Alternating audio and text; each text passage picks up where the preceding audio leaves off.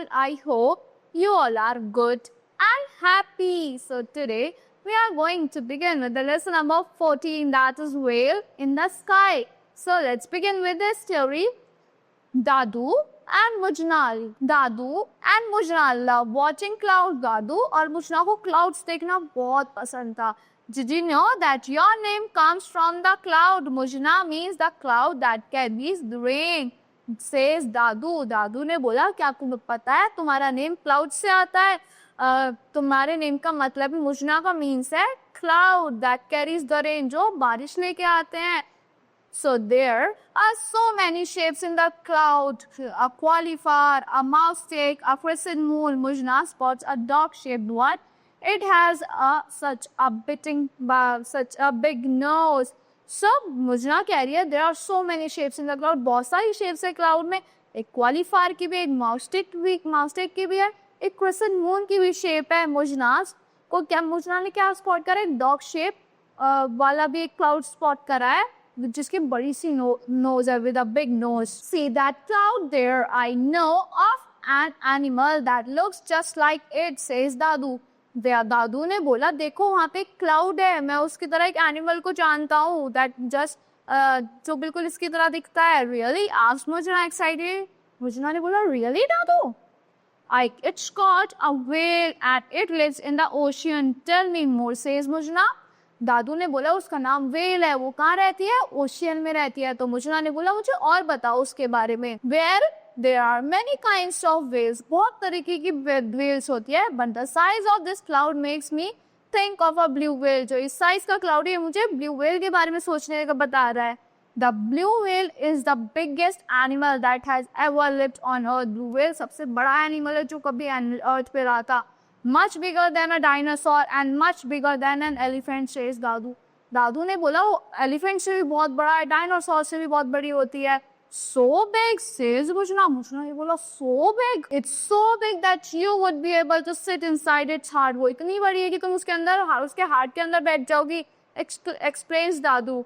Your dog's nose is floating away, laughs दादू. दादू कह रहे हैं देखो तुम्हारी डॉग की नोज फ्लोट कर रही है.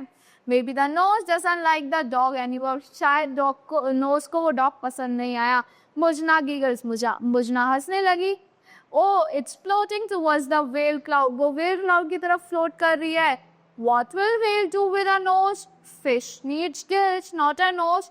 तो whale क्या करेगी nose के साथ? Fish को तो gills चाहिए होता है breathe करने के लिए, nose तो चाहिए नहीं होती to breathe underwater.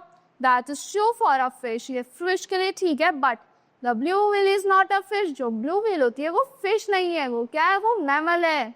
It breathes air and so it has a nose. वो air breathe करती है इसलिए उस पर nose होती है. Says Dadu. It must have the biggest nose in the world. उसकी सबसे बड़ी biggest nose होगी. How does it breathe air? It lives underwater. वो air उसकी सबसे बड़ी nose होगी. वो कैसे breathe कर सकती है यार? वो तो water के अंदर रहती है. Whales are very special, explains दादू. दादू ने बोला whales तो बहुत special होती है. They breathe at the surface. Oh, so the whales swim in backstroke. वो surface पे breathe करती है इसलिए वो backstroke से swim करती है, मतलब ऊपर उल्टा होके swim करती है. मुजना asks, you have a vivid imagination. मुजना laughs. दादू ने बोला तुम पे एक imagination होगी whale की. The whale has a nose on its back. whale के back पे nose होती है. In fact, says Dadu, the sound of a whale breathing can be heard from far away. whale की दादू ने बोला तुम whale की breathing sound को बहुत दूर से सुन सकती हो.